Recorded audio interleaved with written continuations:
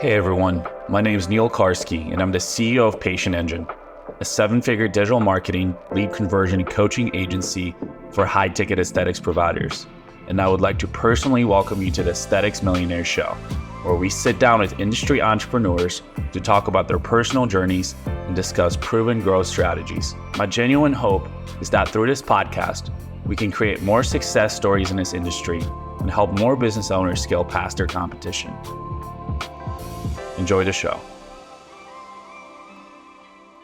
Ladies and gentlemen, I'm joined today by a special guest, Julie Davis. She's the founder of Pura Vida Med Spa in Fleming Island, Florida. Thanks so much for joining us. Julie, you are a rock star in the aesthetics industry. You do a lot of stuff, but I want to kind of start from the beginning.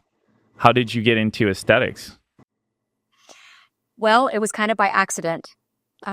So I had a long career as both an attorney and working in large medical groups, so healthcare administration. I've never been a clinician. I've always been on the business side of healthcare. And about 10, 11 years ago, I was recruited to work as an administrator in a big plastic surgery group. And that was my first time ever knowing one thing about aesthetics. I actually was a little conflicted in accepting that position because it felt odd to me. It didn't quite feel like healthcare. It was this retail medicine sort of thing that I wasn't terribly accustomed to. But I jumped in and I've never looked back. I mean, that was really where it started. So, yeah. And I wasn't really looking for that change in career at the time. I was recruited by a headhunter and, yeah, just kind of prayed about it and took a leap of faith. Attorney. You said attorney? I did. I just interviewed one of the partners as an attorney and they got into health and aesthetics. So that's a little ironic, but so that was an interesting career change. And how did you kind of adapt into that industry, not really knowing a whole ton at the time, I assume, about the space? Yeah. So, I mean, being in the plastic surgery environment, it was really a split between things that looked like the traditional healthcare that I was used to. So things like breast reconstruction, things that were still on the insurance side, the way the clinic functioned and operated was very healthcare like. So that part of the business was very familiar to me. The part that was very unfamiliar to me was marketing, because I really had never had to think about SEO or what does the website look like, and knew nothing about Google ads or Facebook ads, because in the healthcare sector, people don't look that way to choose their orthopedic surgeon or their ophthalmologist. They look at who's on the plan and where they're located, and that's pretty much how they're going to choose a provider. Didn't understand the importance of reviews as a way of shopping for sort of a healthcare service. So I really had to learn all of those things. And I think it was along that lines where I started to realize I really kind of liked this notion of retail medicine. And I really liked the fact that patients came in happy and left happier. Whereas in the healthcare, like orthopedics, for example, or retina, which is what I was coming out of, was retina specialty. And many, if not most of those patients are at risk for going blind. And so they're very scared. And it's a very challenging environment. So this was a lot more fun and happy, but it still gave me that transition time to kind of still be in that healthcare realm, since that part of the business was there in the plastic surgery. It didn't take me very long to figure out, though, that I didn't really like that as much as I liked the retail side, right? Like that cash business was very appealing. Yeah, for sure. No one wants to deal with insurance companies. No, never again. Okay, so you worked at a plastic surgery office. They did aesthetics. They did. Not a ton. They did a lot more. They were more surgery focused, which I think is traditionally the case. So what did you learn in that space? Just maybe narrow it down to like 3 key things that you were like, all right, now I have the knowledge in these 3 impactful areas, which kind of propelled you. I'm sure like that would have brought you more confidence in being able to start your own business. Yeah, it was that exposure to the cash pay part of healthcare, because again, in the healthcare where I had been all those years prior, there was no opportunity for me to own that kind of a business. I didn't have an MD after my name, right? So when I started to learn that I could be an entrepreneur in sort of this healthcare feeling, leaning environment that I was comfortable and used to, that was really the first light bulb moment for me, where I said, okay, this is really exciting for me because I get this. I understand this. I understand how to be good at customer service, because even in the healthcare realm, that was always a focus that I had for the practices that I was managing, was let's deliver healthcare, kind to people. Let's deliver it efficiently to people. Let's be patient centered in the care that we're giving. So I already had that mindset. And so I just turned that into the retail side, right? It was being able to deliver a high quality of care, super excellent customer service. And those are all the things that I felt like we should have been doing in healthcare, but it was always a challenge. I felt like I was always really dealing with almost the doctors that would fight back with me about that. They didn't see the value there. And so it was really a chance to apply all those things that I sort of already knew, but really learned how that would impact in a med spa space, right? Is customer service is everything. The experience is everything. The way the facility looks is everything. The way you deliver your care is everything. And then those all get leveraged when you get the great reviews. And that's when you start realizing that it really is the opportunity, I think, for non-clinicians like myself to actually have this amazing business. Yeah, I understand that. People always ask. I own 3 boutique med spas in Tennessee and a couple in Alabama, and people are always like, "Are you a doctor?" I'm like, "No," but I've helped 1,000 med spas grow in the last 5 years. So I was like, I should be able to do this. Right? Yeah. I should be able to do this. So when did you start your business? It was 7.5 years ago. Actually, June is 7.5 years. Okay. And how did you dive into it? And did you just like put in your, did you just throw out your keys and just walk out and just said, hey, like, I know I have the clarity now that I need to start my own med spa? Yeah. So, it was, I'm an all-in personality. And so for me, when I decide I want to do something, I go all in emotionally and I go all in financially. So I guess in a way I'm perfectly made to be an entrepreneur. But by way of example, like when I decided to go to law school, which I did at 31, so non-traditional, right, route. And the first thing I knew is it was going to be the hardest thing I probably ever did from an education standpoint. And I was going to have to work while I went to law school, which is discouraged. And it was going to be hard, right? So I made sure that the best way that I knew I would not fail is, first of all, tell everybody I know I'm going to do it, because I cannot stand the thought of being humiliated or failing. Like this idea of failing and people knowing that I failed is just, it's unthinkable to me. So I make sure I tell everybody I know that I'm going to do this. And then financially, all in, right? So with law school, I was financially all in. It's a very expensive education process. I did the same thing with the med spa. Once I made the decision to do it, I made sure I told everybody I knew, hey, I'm going to open a business. This is what I'm going to do. And then I went all in financially. I found my suite. I found my space. I spent about 4 months working on my business plan, submitted the business plan to the bank, got an SBA loan, and I started out $350,000 in debt. And there's a lot of people that don't do it that way. Is that how much your loan was for? Pardon? How much was your loan for, if you may ask? $350,000. $350K. Do you feel like that was enough? It was probably more than enough, having the chance to sort of, hindsight's 2020, and I know people who have started without that much debt and they've done fine. It's harder. I think it's just harder. It's harder to scale. I think if you don't go in debt, I think your scaling is just probably slower.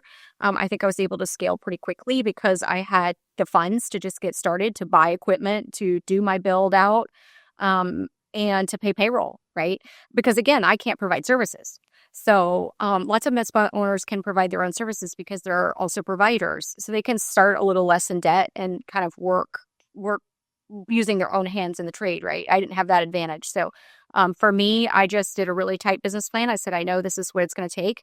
And because of writing a good business plan, I knew what I should be able to make, right, within that first year and get into the black. And so, I'm very proud to say that in my first year, I did just shy of 500,000. And I didn't even have an injector hired at that point. So this was really off of more like day spa services and energy-based devices.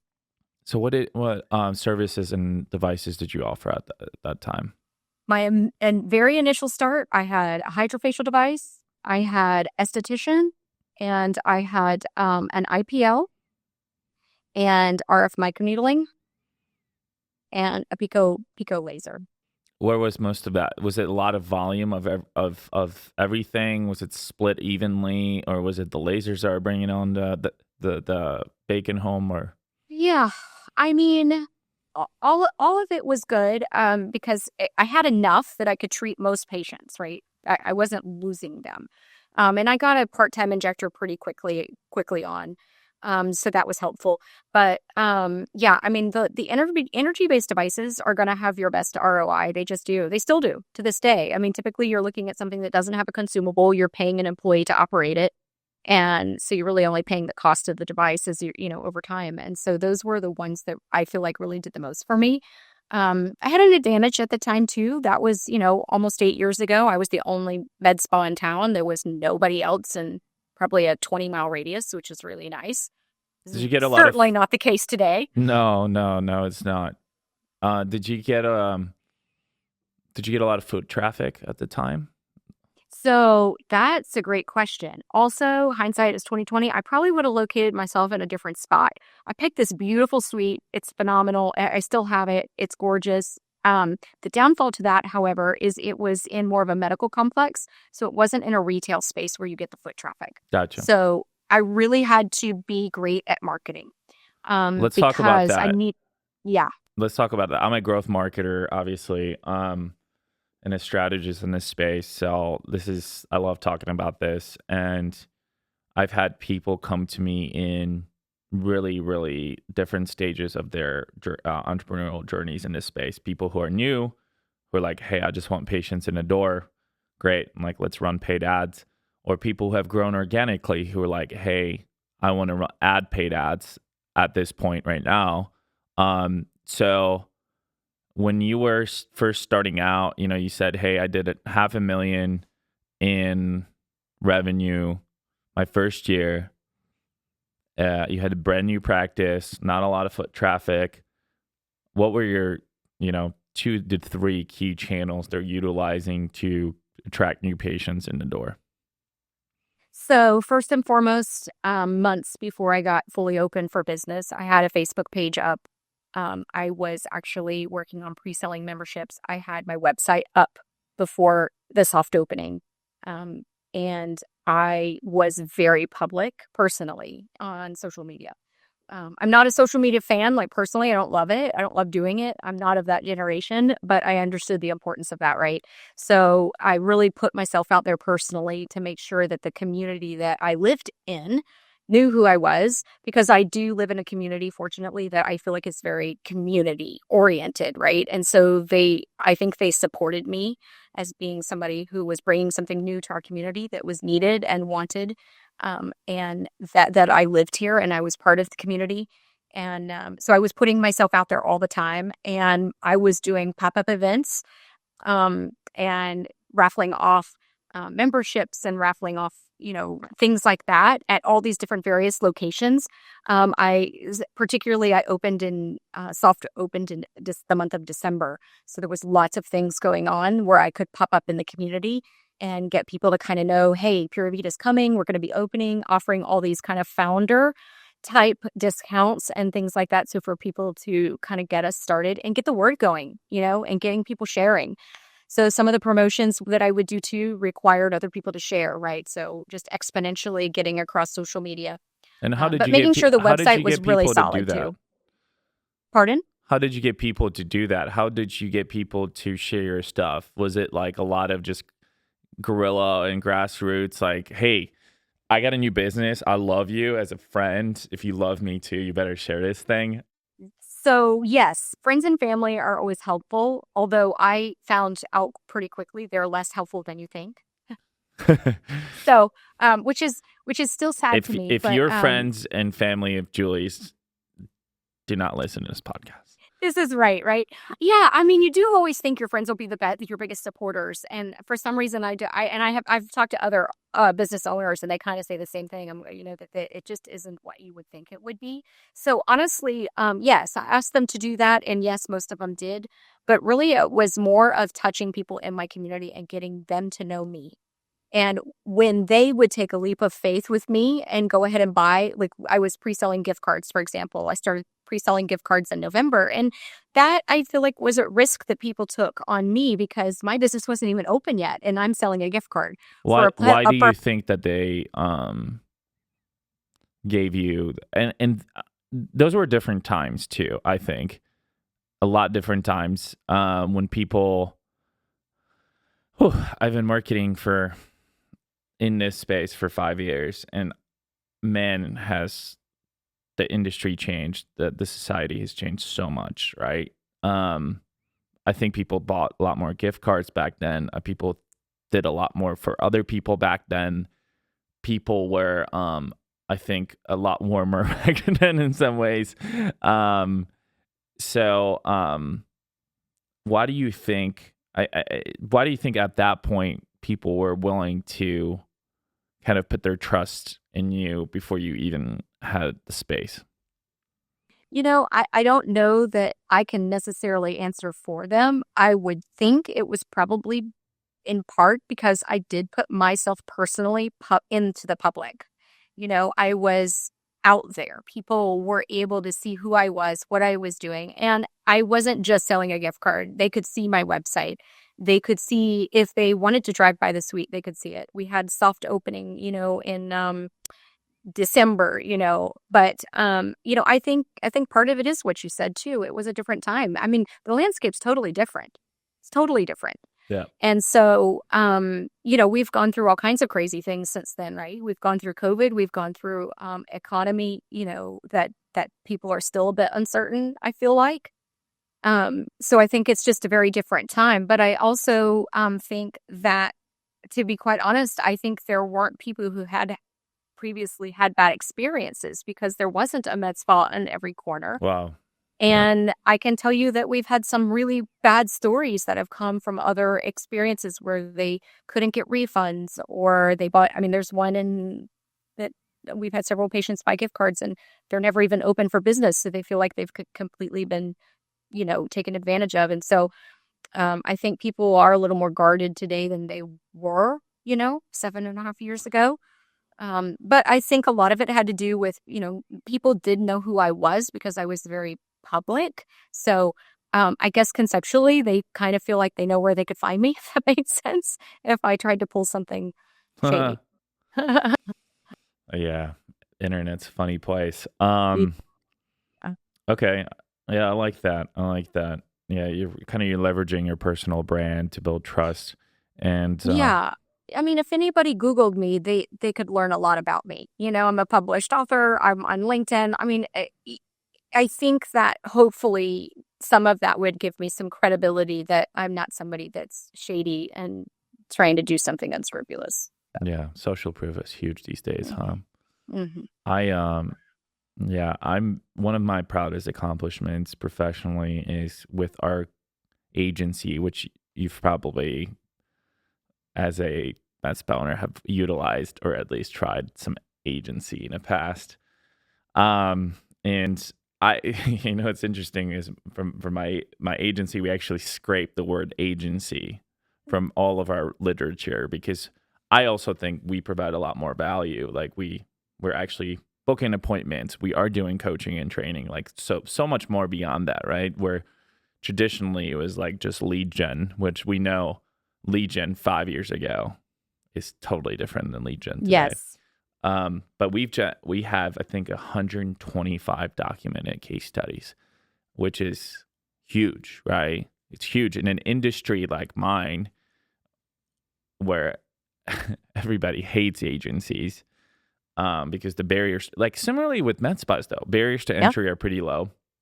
And everybody kind of jumped on the train, right? Tons of bad experiences.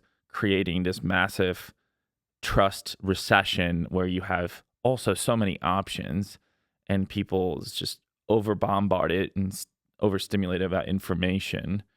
It just and also in some ways though it just forces you to be that much better. Right? And it forces you to really capitalize on these results and this social proof and building that trust. Like I always tell my estheticians in my spas, I'm like, hey, like call these, like my agency books appointments for us, but I'm like, just because my agency talked to them, that's fine. But like, I want you to call them before. I want you to thank them. I want you to get them excited about the appointment. I want you to answer. Maybe you have a question. Maybe there's something they want to share. Follow up with them, even if they didn't buy. You know what I mean? There's like all these like small things that just compound are super important.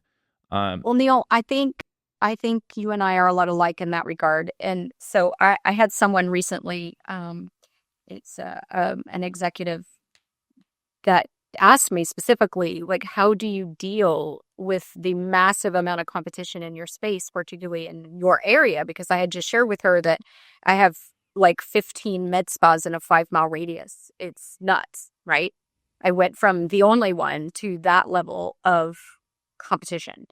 And, you know, for me, this is how I see it is they just make me better.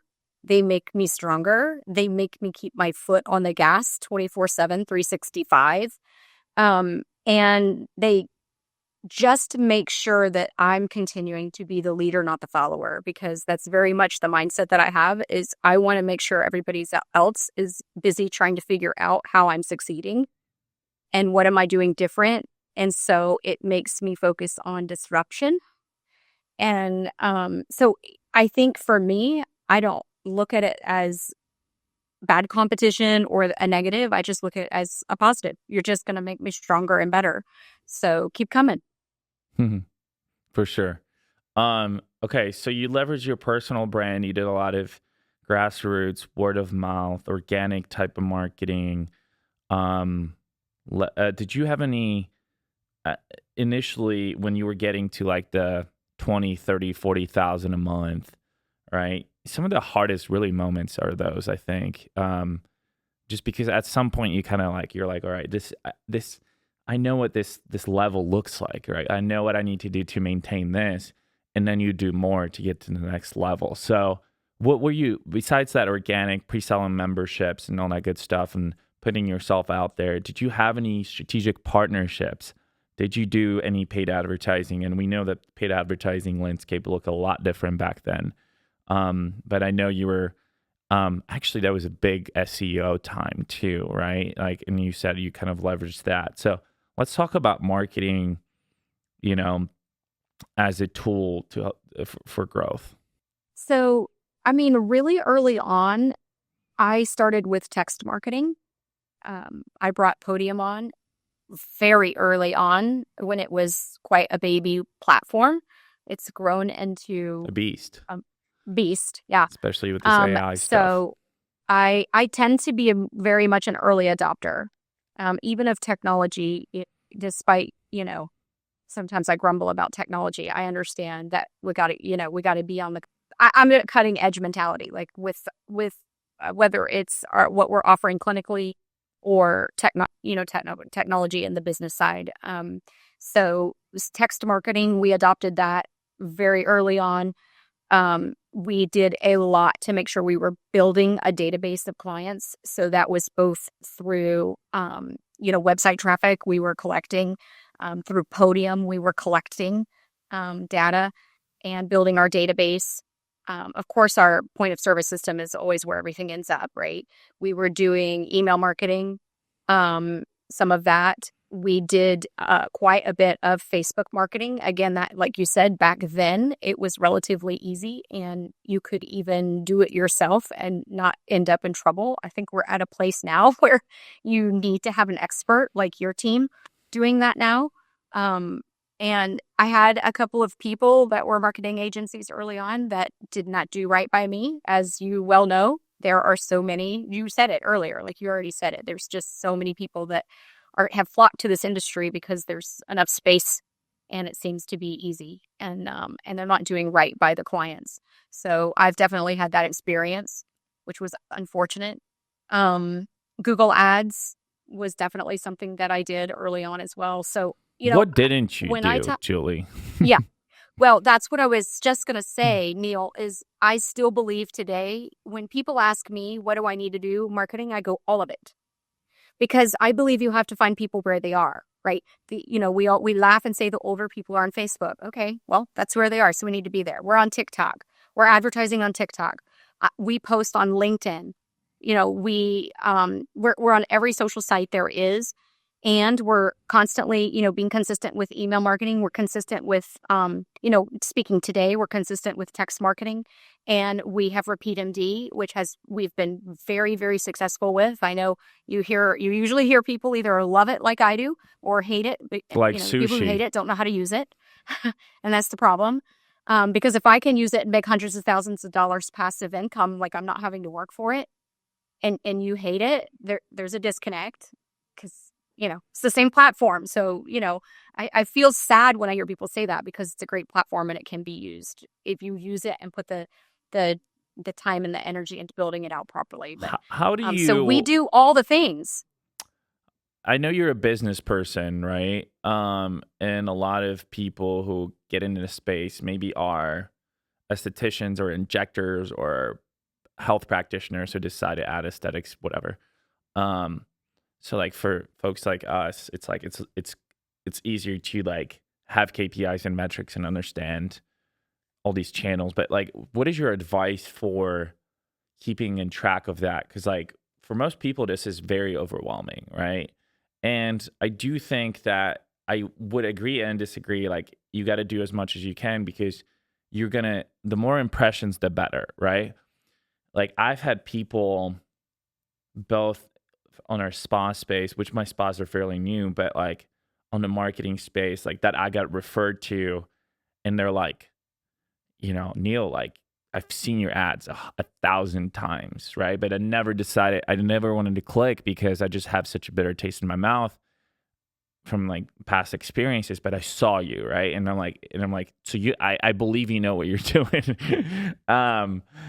Because it's an added touch point, right? So there's just like the more impressions, the better, right? The more people we can reach, the better. The more we can increase our chances of getting seen and recognized and potentially engaging new clients. But what is your advice for folks who are like, hey, like I want to just maybe have a little bit more of a narrow focus, and how do I track this effectively so I actually know that my either time and effort and or money is going to the right places?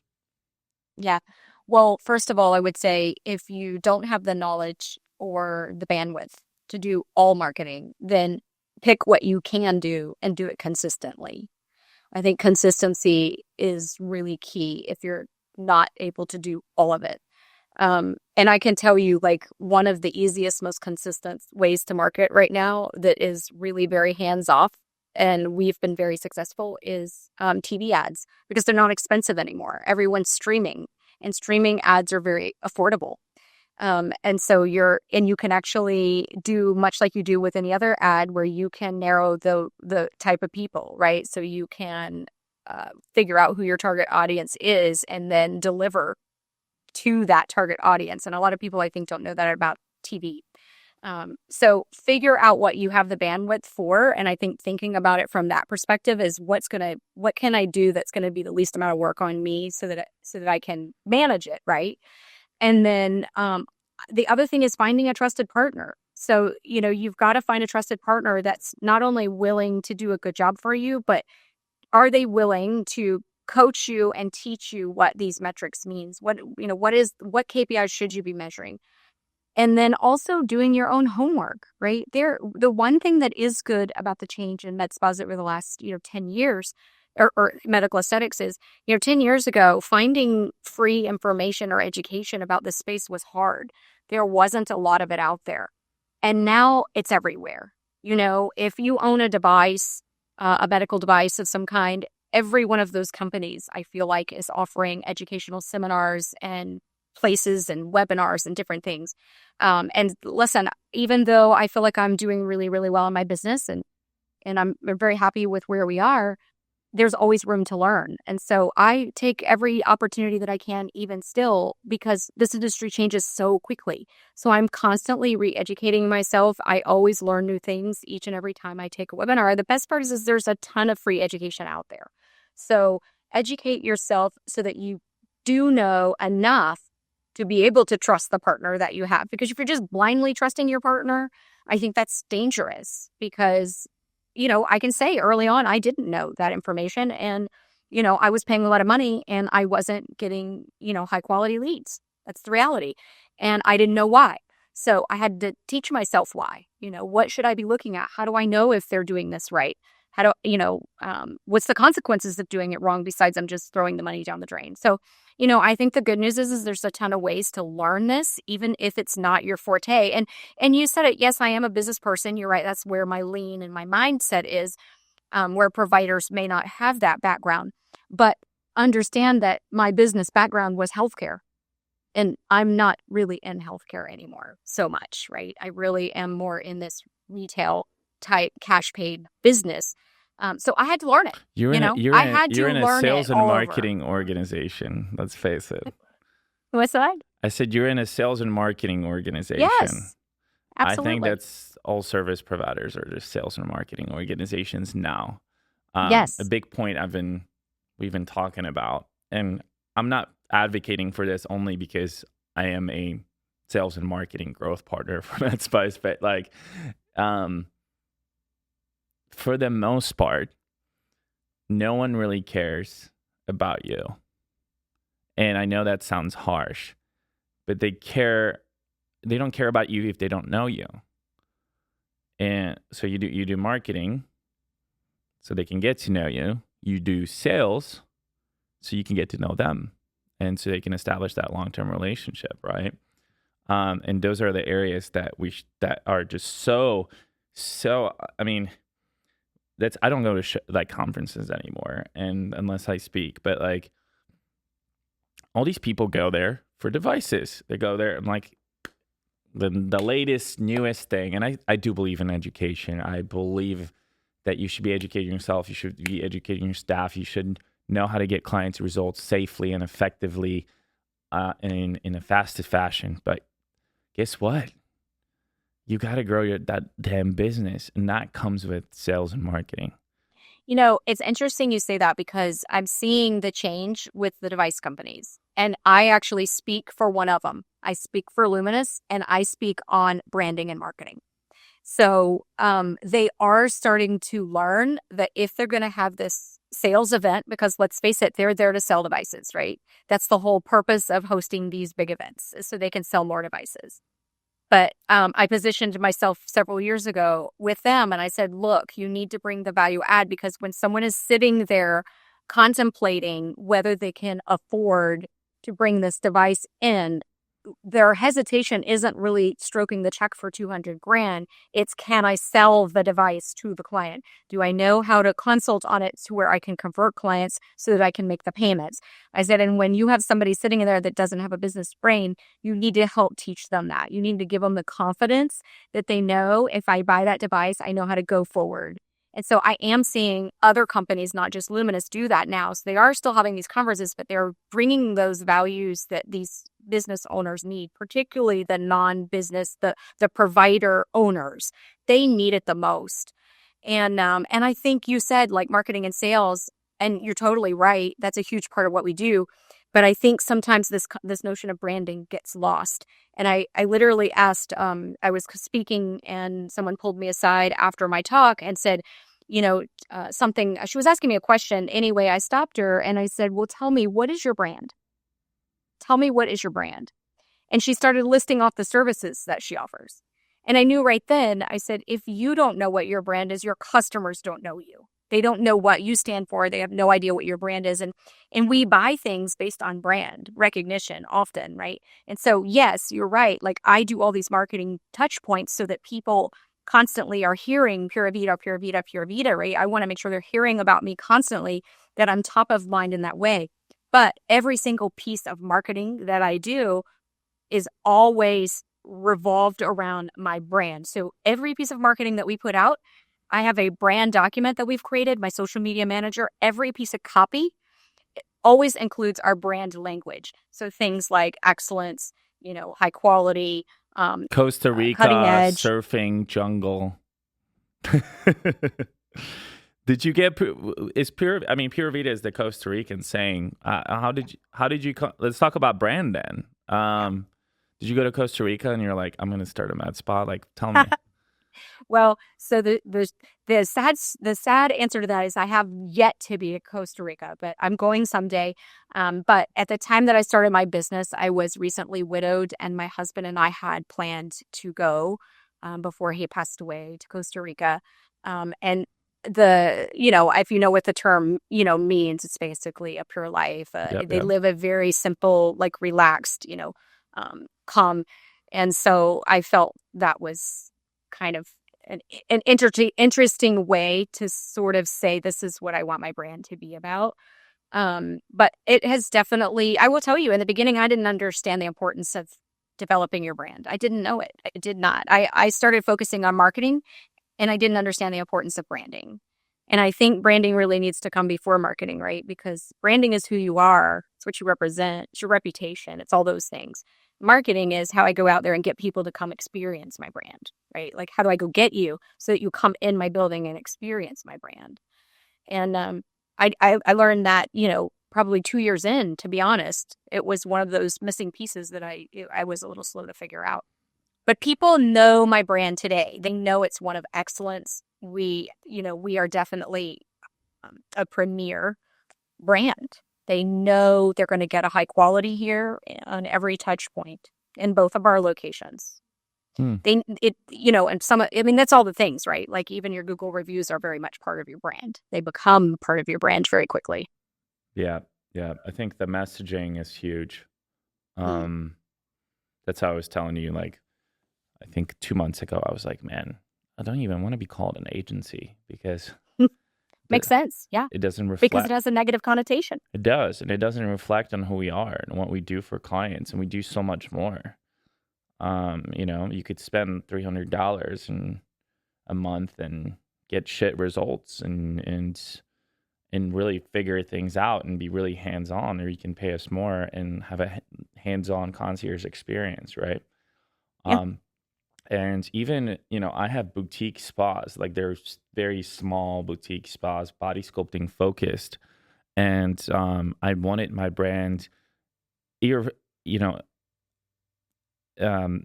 to reflect like the fact that we're new, but I want it to be like, hey, we're going to get you the best results for body sculpting. We did black and white, really clean. I called it Iconic Spa. Right, you would think that there's like a million iconic spas, but there's actually not. And I bought iconicspa.com. Can you believe it, Julie? That's amazing. I bought it for like $3,000. I think it was great. And I had I worked with my cousin, who's an insanely amazing designer and developer. He works at WordPress, and I worked with him keenly on my brand before I even launched it. Like you said, like having a good website, like. So before, like when we launched our ads, before we even opened, I drove a lot of traffic to the website, and it was like, people were really liking it. So like when they came to this small suite, they weren't really thrown off by the fact that it was just in a small suite, not in a huge storefront, because there was alignment between the website and what they saw, everything, how the suite was designed, the colors of the devices even. And just the experience, having a high-end bed and whatever, all the print materials, right? Everything was branded to a T. So they had that kind of like already. They had that experience that was like a little bit higher end. And like, yes, I have an offer, and it's like, $400 or $500 off for initial treatment. It's okay, because like I understand as a marketer, I understand I have to have an offer regardless of my brand. It's like, and people will say, well, listen, like, Chanel, they don't discount their perfumes. And I'm like, well, it's a product, right? I think people more so buy high ticket stuff from people than brands, right? Like they are attracted by service brands, but they buy from people. With consumer products, they buy from brands, right? It's like at some point there's this tier where you're like, I'm buying a Tumi bag because I know that it has that brand stands for really high quality, for example, right? But for me, it's like I know that like I still have to advertise and I still have to have a competitive offer. But when people like in the decision making process, they'll go and look at my reviews. They'll look at the website. They'll see, wow, it's like this. Somebody thought through to make this look good, which is like their first impression, right? It's like your digital business card before they even get in your practice. And I think this is kind of the message you're trying to advocate for as well. Yeah, that's why we focus on, every piece of copy that goes out has to have language that we've already Julie's reviewing every day. Like, no, I don't have to. No. I don't have to review it. I have somebody that does a great job, but it's part of how we think. Everyone on our staff understands what our brand is, because we have it in a written document. We literally have what makes us different. Why should someone choose us? And all the things below that. And then we have like 35 adjectives that we've identified that represent who we are. And so every piece of copy, I think it's like subliminal messaging. It's wrapped in there. And so people, every time they're reading our copy, are hearing that same kind of messaging over and over and over. And so it just resonates, and it sticks. Let's just start diving into, because we covered like phases 1 and 2. Let's get into phase 5. Like, how did you scale to 7 figures? What would you say are the most instrumental, movements behind that jump, right? Everybody wants to be a 7-figure business owner. Most people don't want to take into account the journey that it takes to get there, because it's not an easy journey for anybody, I don't think, unless you have a crap load of capital, unless you can throw a lot at marketing, which a lot of people don't. So I want to show both sides of the table. So how did you scale to 7 figures, Julie? Yeah. So I had no capital. I had debt. That's what I had. SBA, baby. Shout out to SBA. That's right. That's exactly right. I had debt. So I feel for people. I understand it's very scary. It's very scary. It's definitely the scariest thing I've ever tackled. But for me, the simple answer is reinvesting in the business. And so I think I made very smart investments along the way, both at human capital and physical capital, right? Equipment capital. And part of that was staying in tune with the industry and how quickly it was evolving, and making sure that we, again, kind of hate to just bang brand around so much, but I wanted to be the cutting edge brand. That meant I needed to be cutting edge, in all respects. My facility needed to be cutting edge. My technology, from the business side, all of it had to be, right? So I reinvested a lot. So as I was growing, in year 2, I was at $1 million. But how?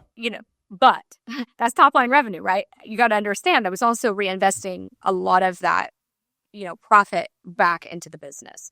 So building the human capital, and so each year I had made my goal that I need to grow by 500,000 at least. Like that was my goal year over year.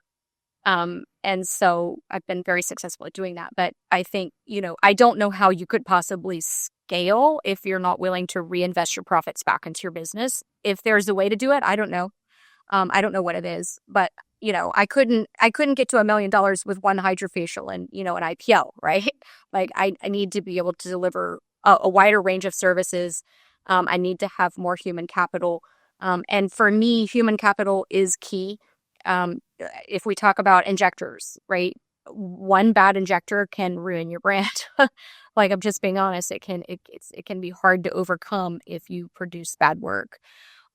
Because that becomes associated with your brand, that's who you are, even though it was maybe one bad hire.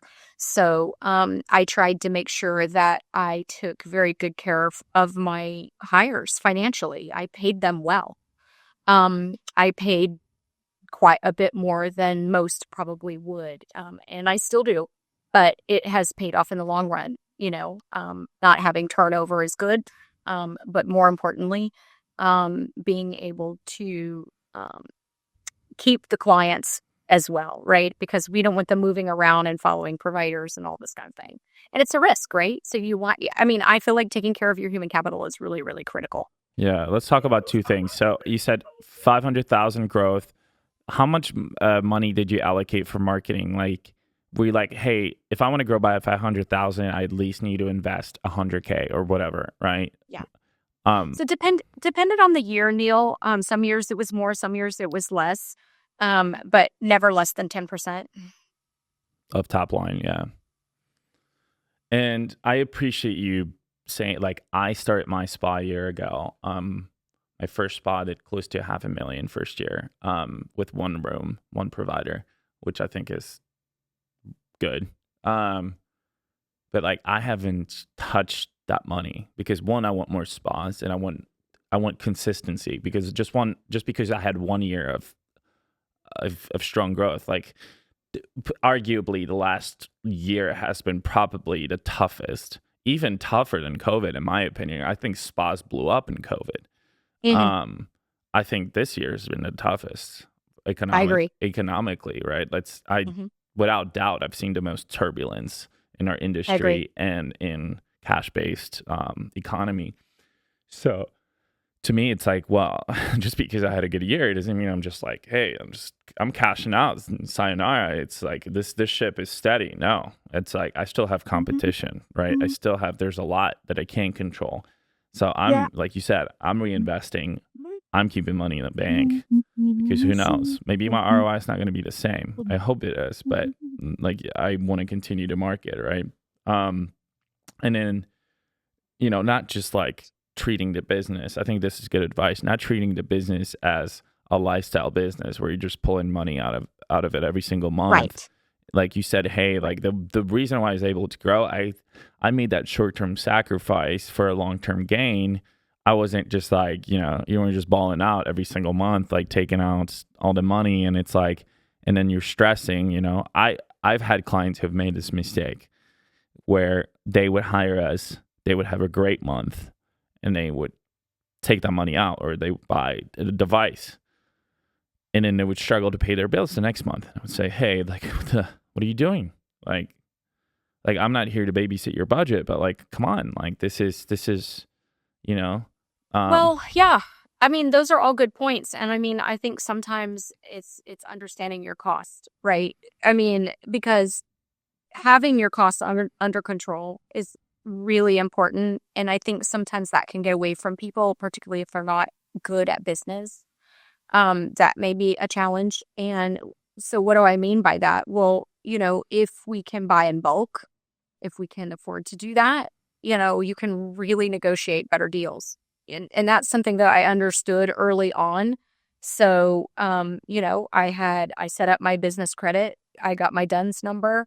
I established business credit very, very early on so that I would be able to get long terms of like 120 days so that I could bulk buy some of these consumable like injectables and really drive the price down. When I'm able to purchase in a large bulk, they'll heavily sample, all those things in negotiating deals. As a former lawyer, I feel like I did negotiate maybe some pretty good deals along the way, and negotiate some good contracts, even with respect to buying equipment.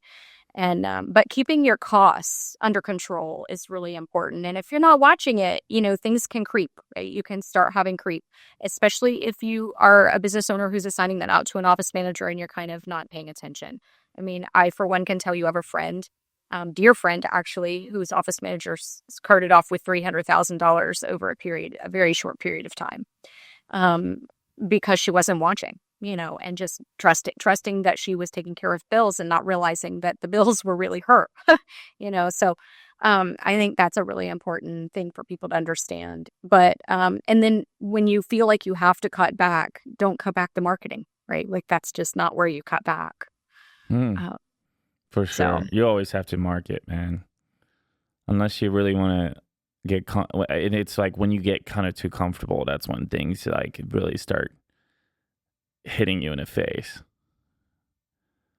More so, yeah, because you need that speed, and the speed comes through marketing, right? You always have to feed new patients into your practice because, yes, existing patients, we all are at fault of like not squeezing out the juice out of our existing client base. Continue to sell them, cross sell them, retain them, maintain them. Yes.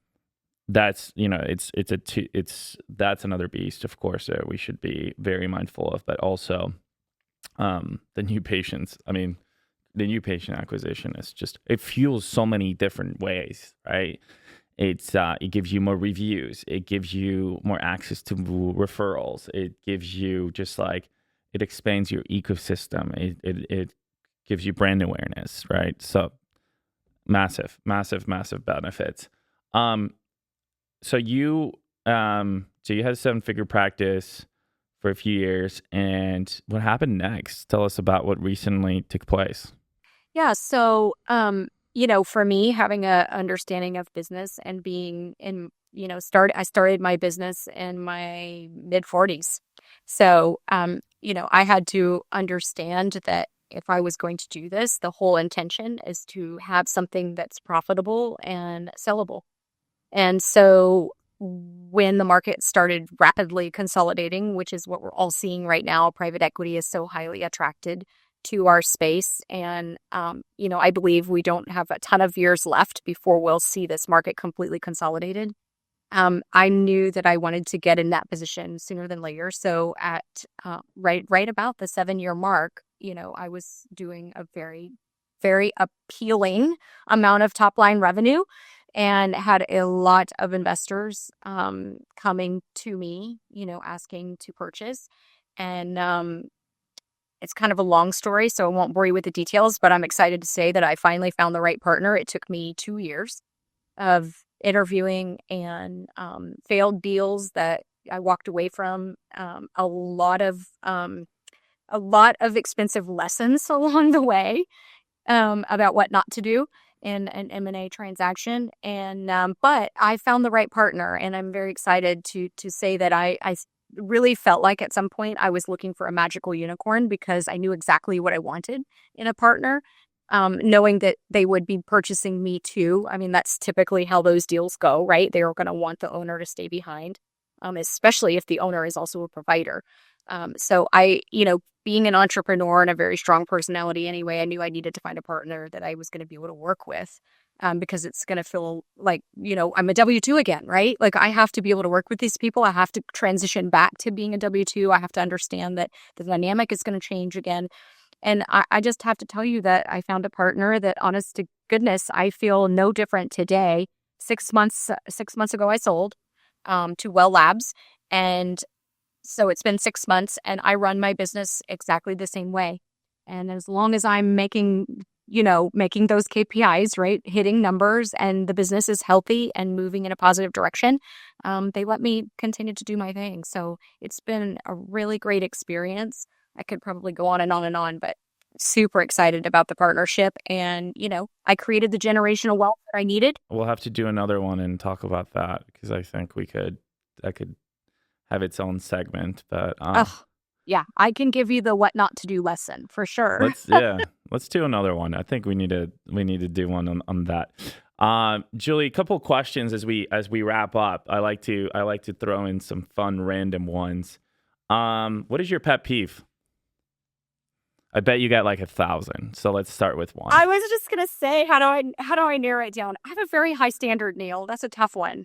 Gosh, my pet peeve. It's probably this has actually just come up in my work life as of late. Not necessarily here in the med spa as much, but in some of my other side hustles, if you will. But I think it's when people, say they're going to do something and then they don't. Oh, I feel like I was always that kid, even in school, that got the group project, and then I ended up having to do the whole damn thing. And I kind of feel like that sort of it just gets in my craw. Don't tell me you're going to do it if you're not going to do it. Just tell me you're not going to do it. That's right. Oh man. Let's just be honest and say the right thing, and then I'll handle it. Would you want to work for yourself, Julie? Probably not.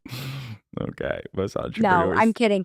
No, all kidding aside, I will tell you, I think that the answer that everybody would say to that, if they think about it, is they would say yes. Because don't we try to hire people like us? Because we feel like they'll work the way we want them to work. Yeah. So Yeah. I would be fine working for me because I am me, right? Like it would be fine. But Maybe. am I necessarily the easiest person to work for? Probably not. But I tell them in the interview process, like my standards are high. They know what's expected in the beginning, and it's no surprise if it starts to go sideways. I make sure that we're very well informed in the beginning. Like KPIs, for example, I measure KPIs on my team. And they know what those are. They know that we're going to have coaching sessions and that I'm going to pour into them and I'm going to give them every tool to be wildly successful, but they have to do their part. And so I think for the most part, that's why I've have a great team right now. They know what they're getting into on the front end. Julie, you do a lot of stuff in our industry. Where can people find you if they want to connect with you and network and exchange ideas, maybe make some crazy friends? So as I told you before in the beginning, I'm all over social media, but I do have a relatively common name. So my name is Julie Davis. That's how you're going to find me on LinkedIn. Actually, I think it's Julie Davis Hunter on LinkedIn because I have gotten married since I opened a spa. And then you'll find Julie_Pura Vida on social media. And I would say, it's always great to connect even through the business because I'm always in there, right? And I feel like my business actually is more of a reflection of who I am than my own social media because I don't love doing social media. So my business social media is always, there. But yeah. And then, and I'm totally public. Like literally, if you Google me, you can find me. Sounds good. Julie, Yeah. Thank you so much for coming on the show today. You're wonderful. We appreciate your Thanks. time. Yeah. Thank you. Appreciate it.